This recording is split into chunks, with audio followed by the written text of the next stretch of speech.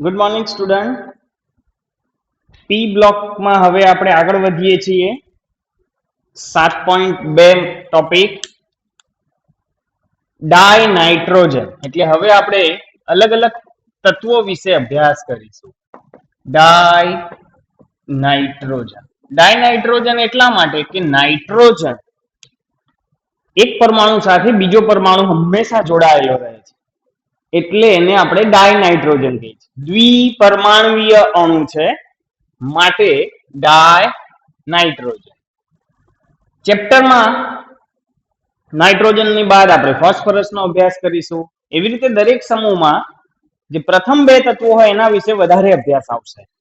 એમાં શું આવશે તો હવે પછીના ચેપ્ટરમાં એની બનાવટ, ભૌતિક ગુણધર્મો, રાસાયણિક ગુણધર્મો. તો એમાંથી આપણે સારા એવા એમસીક્યુ જીનીટ લેવલે બનતા હોય છે. એમાં પહેલા આપણે જોઈએ છીએ બનાવટ. હવે કોઈ પણની બનાવટ આવશે એટલે બે પ્રકારની આવશે, પ્રયોગશાળાની અને ઔદ્યોગિક. તો નાઇટ્રોજનમાં આપણે પહેલા જોઈએ છીએ ઔદ્યોગિક બનાવટ. ઉદ્યોગોમાં કઈ રીતે બનાવવામાં આવે છે. હવે ઉદ્યોગનો મોટો ગોલ શું હોય તો ઓછા ખર્ચે વધારેમાં વધારે પ્રોડક્શન થાય, એવો એમનો ગોલ હોય. તો નાઇટ્રોજનનું પ્રોડક્શન કરવું છે. તો ઉદ્યોગોમાં નાઇટ્રોજનનું પ્રોડક્શન કરવા માટે સૌથી મોટો સ્ત્રોત એટલે હવા. હવામાં 78% નાઇટ્રોજન છે, એટલે એમાં બનાવવાની જરૂર જ ના પડે. પણ હવામાં 78% નાઇટ્રોજન છે, બાકી ઓક્સિજનનું પ્રમાણ વધારે છે બીજું 21% અને 1% માન્ય વાયુ. તો જો એમાંથી આપણે એને ઓક્સિજન નાઇટ્રોજનને છૂટો કરી દઈએ તો લગભગ આપણને નાઇટ્રોજન મળી જાય. તો ઔદ્યોગિક બનાવટ કઈ પદ્ધતિથી કરવામાં આવે છે તો ઔદ્યોગિક બનાવટ હવાના વિભાગીય નિસ્યંદન પદ્ધતિથી કરવામાં આવે છે. હવાનું વિભાગીય નિસ્યંદન આપણે ધોરણ 11 માં ઓર્ગેનિકમાં શીખી ગયા છીએ ઘણા પ્રકારના નિસ્યંદન. તો ધારો કે આપણે એક પાત્રમાં વેક્યુમ પંપ લગાવીને હવા આપણે ભરી દઈએ છીએ. આ ઇનલેટ છે, એમાં વેક્યુમ પંપ લગાવીને બહારની હવા દબાણપૂર્વક આમાં ભરી દઈએ છીએ. દબાણપૂર્વક હવા ભર્યા પછી એને ઠંડુ કરીએ છીએ વાલ્વ બંધ કરીને, એટલે અહીં હવાનું પ્રવાહીમાં રૂપાંતર થઈ જશે. અહીં લિક્વિડ એર, જેમાં મોટે ભાગે શું જોવા મળશે તો 78% નાઇટ્રોજન પ્લસ આશરે 21% ઓક્સિજન હશે. હવે ઓક્સિજનનું ઉત્કલન બિંદુ,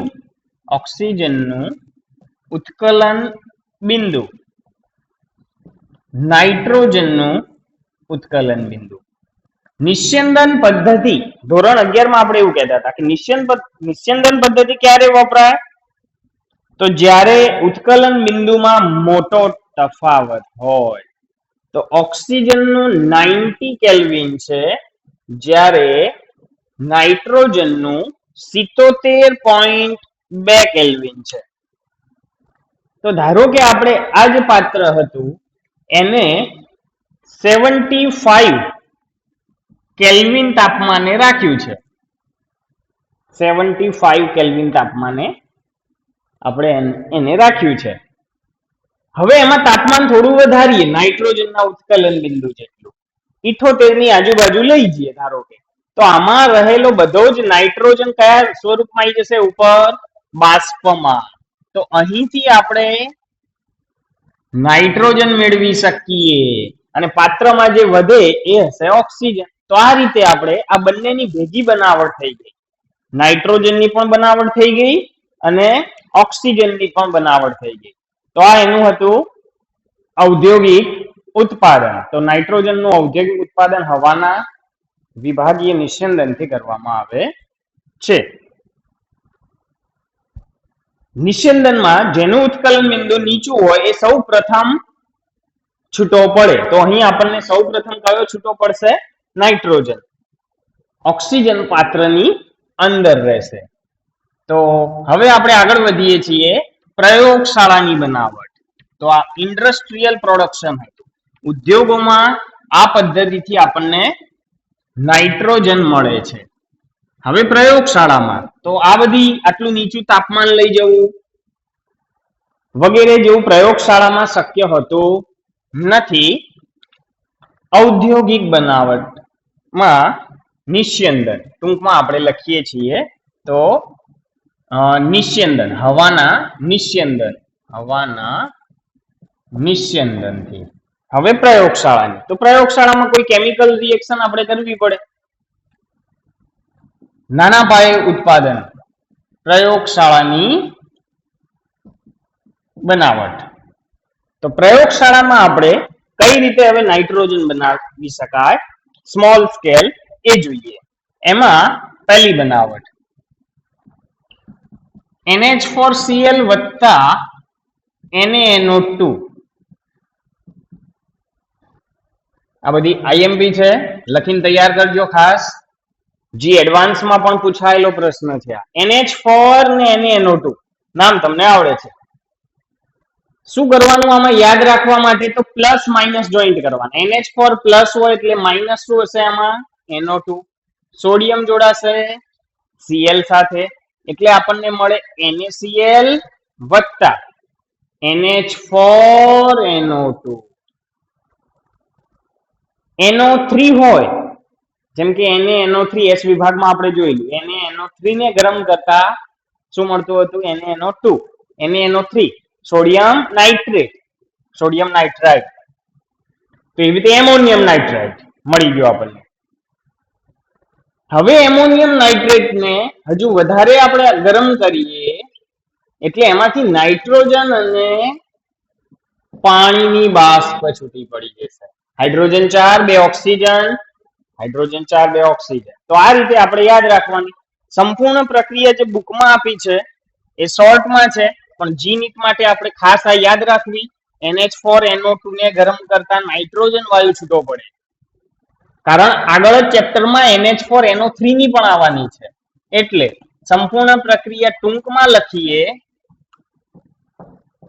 તો NaCl N2 2H2O. તો બુકમાં આપણે આ રીતે આપેલી છે, આપણે ઉપરની પણ ખાસ તૈયાર કરવી. બીજું, અહીં કોઈ પણ પ્રોડક્શન હોય તો એમાં કોઈ એક જ નિપજ ના મળતી, એક કરતા વધારે આડ પેદાશ. અહીં આડ પેદાશ તરીકે આપણને NO પ્લસ HNO3 મળે છે. થોડા પ્રમાણમાં NO પ્લસ HNO3. એને કઈ રીતે દૂર કરવામાં આવે? તો ઉત્પન્ન થયેલા એટલે કે આપણી નિપજને K2Cr2O7 પોટેશિયમ ડાયક્રોમેટના H2SO4 માં બનાવેલા દ્રાવણમાંથી પસાર કરવામાં આવે છે. પોટેશિયમ ડાયક્રોમેટ ધરાવતા જલીય સલ્ફ્યુરિક એસિડ, એટલે ટૂંકમાં કહીએ તો આ રીતે જલીય સલ્ફ્યુરિક એસિડ ના દ્રાવણમાંથી પસાર કરતા ઉત્પન્ન થતા, એટલે આ સાથે હશે જ આની અંદર બધું પ્રોડક્શન ભેગું જ થતું હોય, એને ઉત્પન્ન થતા આ બધાને આપણે આમાંથી પસાર કરી દઈએ તો એ અશુદ્ધિ દૂર થાય છે. તો એક ઇમ્પોર્ટન્ટ બનાવટ હતી આપણી પ્રયોગશાળાની, પહેલી ખાસ તૈયાર કરવાની. બીજી બનાવટ લઈએ છીએ આપણે, ઉપર લઈ લઈએ અહીં પ્રયોગશાળાની બીજી બનાવટ એમોનિયમ ડાયક્રોમેટ ને ગરમ કરતા. પેલું પોટેશિયમ ડાયક્રોમેટ હતું, K2 ની જગ્યાએ NH4 પ્લસ 1 વીજભાર ધરાવે, પોટેશિયમ પણ પ્લસ 1 વીજભાર ધરાવે. તો આને ગરમ કરતા, તો હવે અહીં ક્રોમિયમ નો ઓક્સિડેશન આંક 6 છે, તો એનું રૂપાંતર થઈ જાય 3 માં, એટલે Cr2O3 થઈ ગયો +3 પ્લસ નાઇટ્રોજન. નાઇટ્રોજન 2 છૂટા, હાઇડ્રોજન 4 દુ 8 છે એટલે થઈ ગયા 8. ઓક્સિજન 4 બાકી રહ્યા, એટલે આ રીતે યાદ રાખવામાં સરળ છે. તો આ રીતે આપણને નાઇટ્રોજન મળે.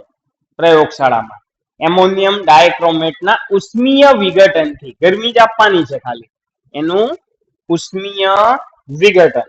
તો સ્ક્રીનશોટ લઈ લો. આ પ્રક્રિયા આ રીતે યાદ રાખવી. ત્રીજી બનાવટ. ત્રીજી બનાવટ ઘણીવાર જીનીટમાં આવે છે. ઇમ્પોર્ટન્ટ છે, આ પણ ઇમ્પોર્ટન્ટ છે, આ પણ પૂછાયેલી જ છે. ત્રીજી બનાવટ એઝાઇડ સંયોજન. હવે એઝાઇડ સંયોજન આપણે આગળ પી બ્લોકમાં જ એક વિડીયોમાં HNO3 ની વાત કરેલી. HNO3 હાઇડ્રેઝોઇક acid. HNO3 ની જગ્યાએ NaN3 HN3 હતું પેલું. HNO3 નાઇટ્રિક એસિડ કહેવાય. HN3 હતું હાઇડ્રેઝોઇક એસિડ. HN3 H+ ની જગ્યાએ હું Na+ લખું છું. તો આને કહેવાય સોડિયમ એઝાઇડ. N3 માઇનસ હશે. એ પણ પૂછાયેલો પ્રશ્ન છે અહીં. ઓક્સિડેશન આંક કેટલો? તો આ N3 માઇનસ આખું ભેગું છે, એનું સ્ટ્રક્ચર પણ પૂછાતું હોય છે. ખૂબ ઇમ્પોર્ટન્ટ છે. હમણાં આપણે એનું સ્ટ્રક્ચર પણ જોઈ લઈએ. N3 માઇનસ એને એમાં નાઇટ્રોજનનો ઓક્સિડેશન આંક કેટલો થશે? તો 3 નાઇટ્રોજનનો -1 છે, તો 1 નાઇટ્રોજનનો કેટલો થાય? -1/3. હવે પ્રક્રિયા જોઈએ, પછી એનું સ્ટ્રક્ચર જોઈએ. આના ઉષ્મીય વિઘટનથી, તો આના ઉષ્મીય વિઘટનથી આપણને નાઇટ્રોજન મળે છે પ્લસ સોડિયમ ધાતુ છૂટી પડે. પ્રક્રિયા બેલેન્સ કરવી છે. નાઇટ્રોજન 3 અને 2, તો આને 3 વડે ગુણો, આને 2 વડે ગુણો, એટલે સોડિયમ 2. ખાસ યાદ રાખવાનું છે, વેરી વેરી ઇમ્પોર્ટન્ટ, કેવો નાઇટ્રોજન મળે છે? તો અતિ શુદ્ધ. નાઇટ્રોજન માટે કયા સંયોજન વપરાય છે? તો સોડિયમ એઝાઇડ અને બેરિયમ એઝાઇડ. હવે સોડિયમ સમૂહ 1 નું છે, બેરિયમ સમૂહ 2 એટલે +2, તો સામે -2 કરવા આ કેટલા લેવા પડે? 2. Na+N3 માઇનસ છે, તો -2 કરવા 2 લેવા પડે. તો આ બંને પ્રક્રિયાઓ યાદ રાખવાની છે, વેરી વેરી ઇમ્પોર્ટન્ટ. પ્રક્રિયા સેમ આ જ રીતે N2 + Ba છૂટો પડે. Ba સંતુલિત થઈ ગયો, 3 દુ 6 3. તો આ પણ કેવો મળશે? અતિ શુદ્ધ ડાય નાઇટ્રોજન. કોના ઉષ્મીય વિઘટનથી મળે છે? તો સોડિયમ અને બેરિયમ એઝાઇડ ના ઉષ્મીય વિઘટનથી આપણને મળે છે. હવે એના બંધારણમાં આવીએ છીએ. મોસ્ટ ઇમ્પોર્ટન્ટ, રિપીટેડલી વારંવાર જી નીટમાં પૂછાતો પ્રશ્ન કહી શકાય પી બ્લોકનો. N3 માઇનસમાં નાઇટ્રોજન, મધ્યસ્થ નાઇટ્રોજનનું સંકરણ, આકાર, ઇલેક્ટ્રોન યુગ્મની સંખ્યા એટસેટ્રા. હવે વિદ્યાર્થી મિત્રો, આપણે એમાં કઈ સ્ટ્રક્ચર ગોખવાની જરૂર નથી. જો એમાં શોર્ટકટ મેથડ. N3 માઇનસ પૂછાય છે, નથી આવડતું તો આપણે પહેલા સેમમાં કીધેલું, જેટલો માઇનસ વીજભાર હોય એટલા હાઇડ્રોજન ઉમેરજો, એટલે વીજભાર 0 થઈ જાય. તો આપણે બંધારણ દોરીએ HN3, પછી હાઇડ્રોજન દૂર કરી દઈએ. હાઇડ્રોજન હંમેશા કેટલા બંધ બનાવે? 1, એટલે કદી મધ્યસ્થ હોય નહીં, એ નાઇટ્રોજન સાથે જ હશે. અને નાઇટ્રોજન 3 છે, એટલે આ રીતે 3 જોડાયેલા જ હોય. હવે આ બંધ કેવો હશે? તો સવર્ગ આમાં શક્ય જ નથી. બંધ સવર્ગ સહસંયોજક અહીં શક્ય નથી. આપણે એને થોડું અલગથી દર્શાવવા માટે એના ઇલેક્ટ્રોન યુગ્મને દર્શાવવા રેડ પેન નો યુઝ કરીએ છીએ. તો આ રીતે થઈ ગયા નાઇટ્રોજન. તો અહીં એક હાઇડ્રોજન નો હશે, તો એક નાઇટ્રોજન નો હશે. હવે આગળ આપણે વિચારીએ, તો અહીં ધારો કે આપણે આ નાઇટ્રોજન નો વિચાર કરીએ, તો આ મધ્યસ્થ ઓક્સિજન નો. હવે નાઇટ્રોજન હજુ તો બે ને બે 4 જ થયા, હજુ એની પાસે અબંધકારક 3 હશે, 4 ને 3 7, તો હજુ પણ એક ભાગીદારી કરી શકે છે, તો અષ્ટક એનું પૂરું થઈ જાય. આપણે એને અલગ પેનથી દર્શાવીએ, રેડ રાખીએ છીએ, રેડ છે એટલે કે આ બંધ, એમાં એક આ નાઇટ્રોજન એક આના, તો હવે આ નાઇટ્રોજન ના વધ્યા કેટલા? ચોકડી આપણે દર્શાવ્યા છે, તો એના 5 થઈ ગયા કુલ, અષ્ટક કરતા વધવા ના જોઈએ, તો 2 4 6 8, એટલે એ નાઇટ્રોજન પૂરો. હવે મધ્યસ્થ વાળા નાઇટ્રોજનમાં આવ્યા, એના કેટલા થયા? તો ભાગીદારી સાથે 4 તો ઇલેક્ટ્રોન થઈ ગયા, હજુ એક અહીંયા હશે. ચલો આપણે આને આ રીતે સાદો વિચાર કરીએ, તો 4 5 6 બાહ્યતમ કક્ષામાં હતા કેટલા? 2, હજુ વધ્યા ને બાહ્યતમ કક્ષામાં કુલ 5, એટલે તો ધારો કે હું એને આ રીતે દર્શાવું છું, તો 4 5 6 7 8, એના 8 થઈ ગયા. પણ હવે આ નાઇટ્રોજન નો વિચાર કરીએ તો એમાં આવું થશે, કુલ બાહ્યતમ કક્ષાના 5, તો કેટલા થયા? 2 4 6, એનું અષ્ટક હજુ પૂરું થયું નથી, આનું અષ્ટક વચ્ચે વાળાનું પૂરું. તો એક કામ કરીએ, તો એનું અષ્ટક વચ્ચે વાળાનું પણ પૂરું, એમના એમ રે, વધે નહીં, આનું પણ પૂરું થઈ જાય. તો હવે તમને આઈડિયા આવી ગયો છે કયો બંધ બનાવવા જઈ રહ્યો છું હું? કોઓર્ડિનેશન બોન્ડ, સવર્ગ સહસંયોજક બંધની રચના થશે અહીં, જેમાં બંને ઇલેક્ટ્રોન આ વચ્ચે વાળા નાઇટ્રોજન ના હશે. ફોર્મલ ચાર્જ, સવર્ગ સહસંયોજક બંધ આવ્યો, ફોર્મલ ચાર્જ એ પણ પૂછાયેલો પ્રશ્ન છે. તો અહીં ફોર્મલ ચાર્જ કેટલો થશે?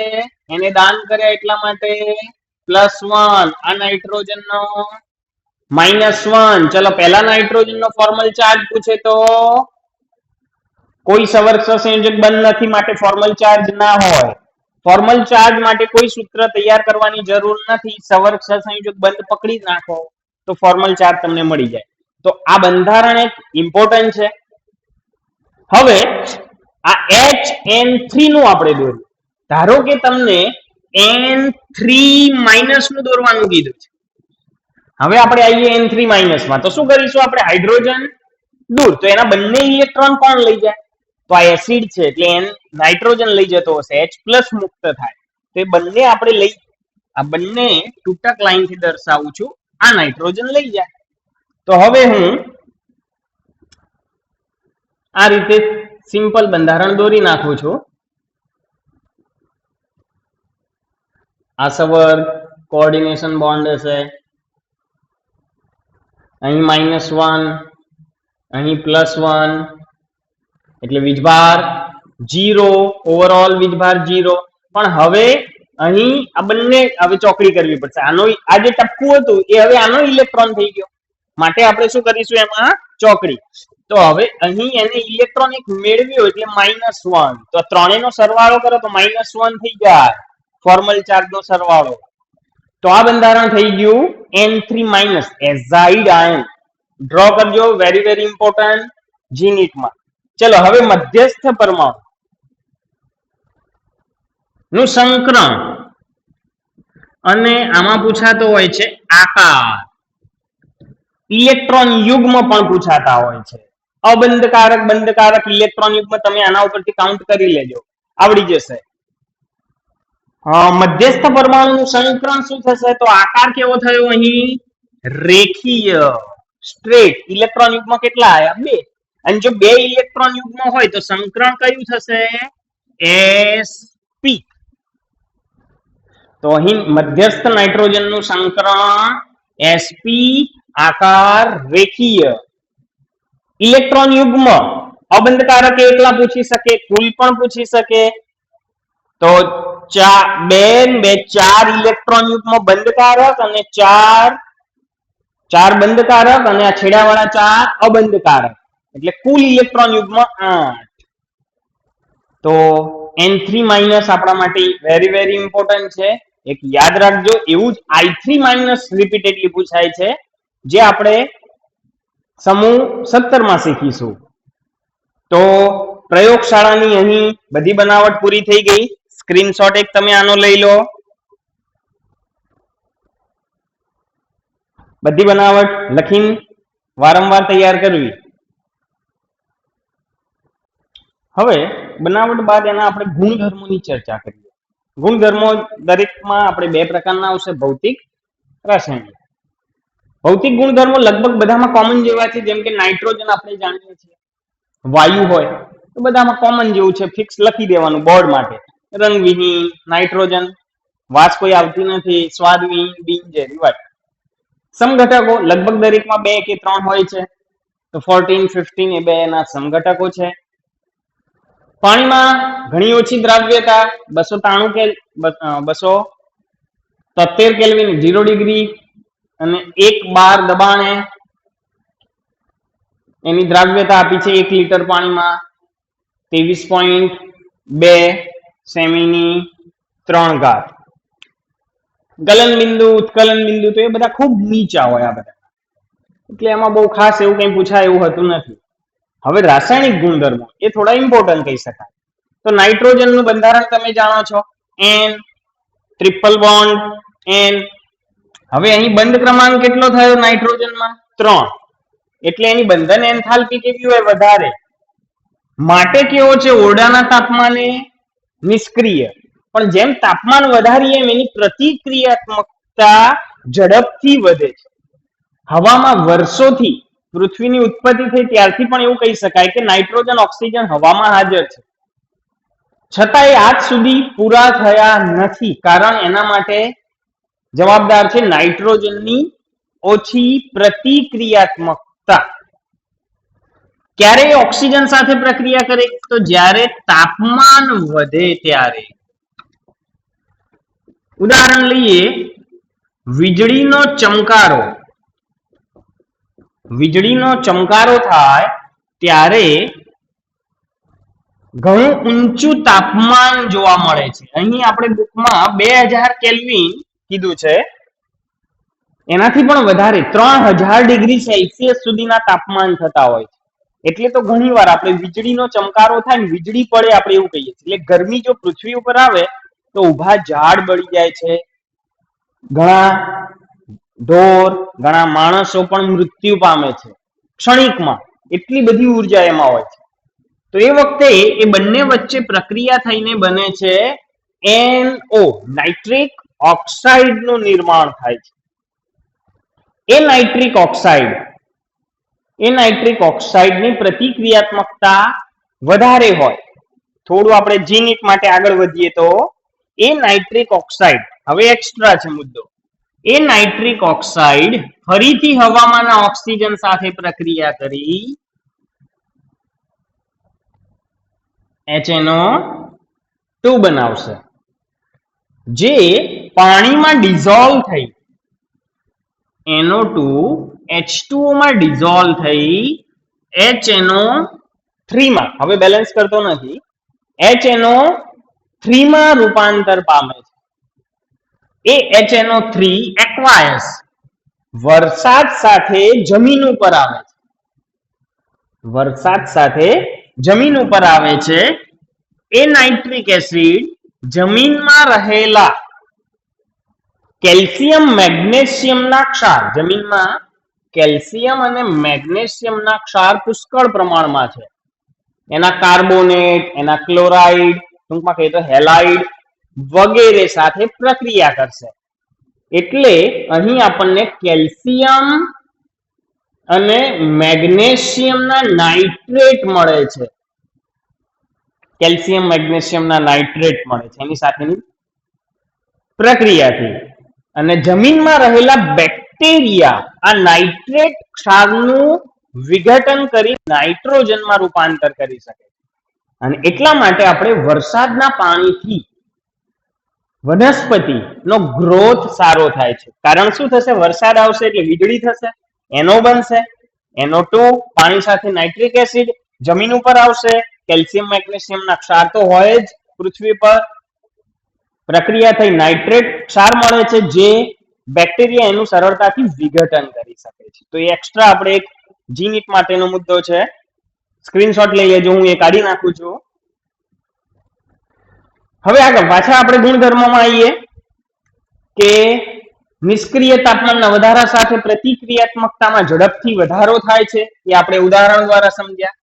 ધાતુ સાથે આયનીય અને અધાતુ સાથે સહસંયોજક નાઇટ્રાઇડ આપે છે. હવે એના માટેની આપણે પ્રક્રિયા જોઈએ કે ધાતુ સાથે આયનીય નાઇટ્રાઇડ. તો ધાતુ એટલે એસ બ્લોકનું ઉદાહરણ લઈ લઈએ આપણે.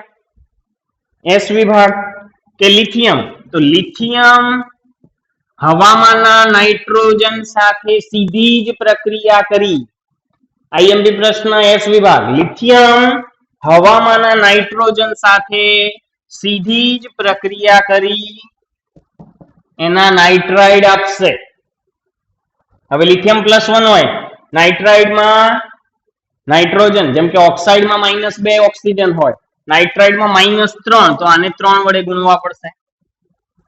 Li3n બેલેન્સ તમને આવડે છે, આ રીતે બેલેન્સ થઈ જશે લિથિયમ નાઇટ્રાઇડ. એવી રીતે ધારો કે મેગ્નેશિયમ કેલ્શિયમ પણ લઈ શકાય, એની સાથે પણ પ્રક્રિયા થશે. Mg3n2 Mg3n2 magnesium nitride, nitrogen -3 magnesium 2, એટલા માટે. તો આ બધા કેવા હશે?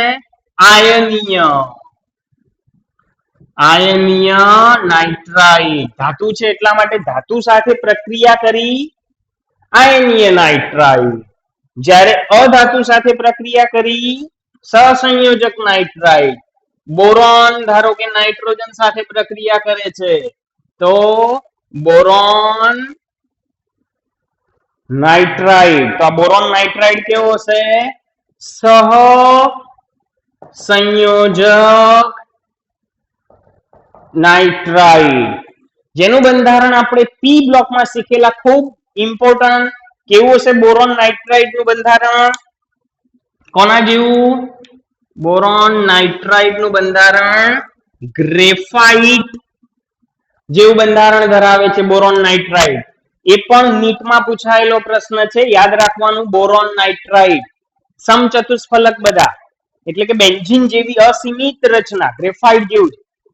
ગ્રેફાઇટમાં કાર્બન કાર્બન કાર્બન જોડાય, અહીંયા એક boron nitrogen, boron nitrogen, boron nitrogen, એ રીતનું જે આપણે પી બ્લોકમાં ડ્રો કરેલું એક્સ્ટ્રા પોઈન્ટમાં.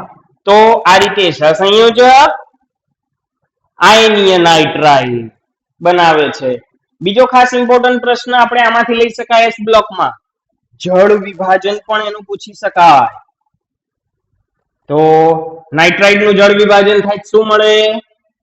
એક ઇમ્પોર્ટન્ટ, નાઇટ્રાઇડ કોઈ પણ છે ધાતુ નાઇટ્રાઇડ હોય, જેમ કે Li3n HOH કરી દેવાનું, પ્લસ માઇનસ જોઈન્ટ કરો, લિથિયમ બનાવશે એના હાઇડ્રોક્સાઇડ, પ્લસ હાઇડ્રોજન નાઇટ્રોજન સાથે એ પહેલા બેલેન્સ કરો.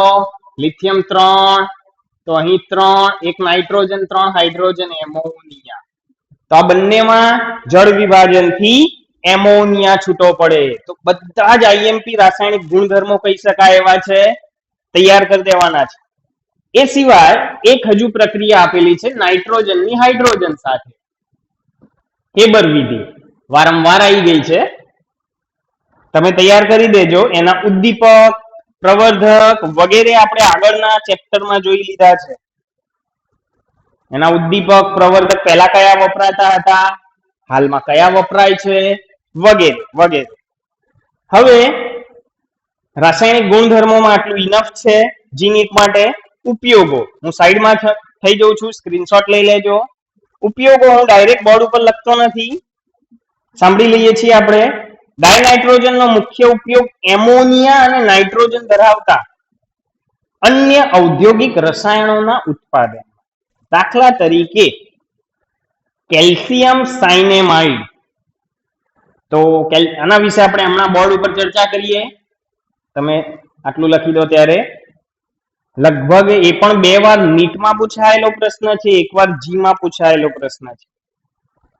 તો હવે આપણે બોર્ડ ઉપર જોઈએ.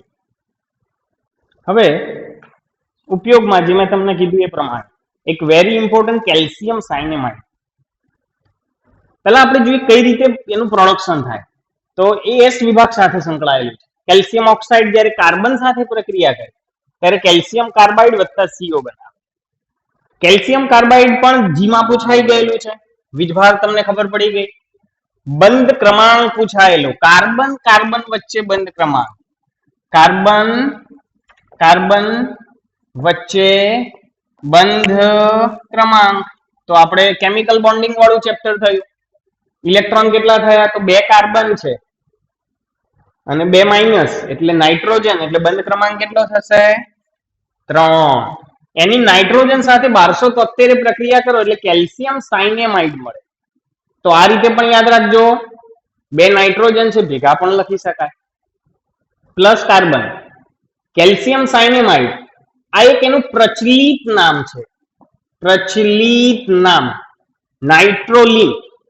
એક પ્રકારનું શું છે? ખાતર છે જેનો ઉપયોગ આપણે ખેતરમાં કરતા હોઈએ છીએ, કેલ્શિયમ સાયનેમાઇડ. હવે આપણે એનું બંધારણ વિચારીએ કેલ્શિયમ સાયનેમાઇડ નું. તો Ca2 પ્લસ હશે અને Cn2 માઇનસ લખો અથવા NCN-2. તો કાર્બન સાથે આ રીતે 2 નાઇટ્રોજન જોડાયેલા હશે. અહીંયા -1 વીજભાર, અહીંયા -1 વીજભાર. તો એનું બંધારણ, તો હવે એનું સંકરણ ખબર પડી ગઈ. કાર્બનનું સંકરણ શું હશે? તો sp. આકાર કેવો? રેખીય. કોના જેવું થયું? તો સેમ એઝાઇડ આયન જેવું, N3-.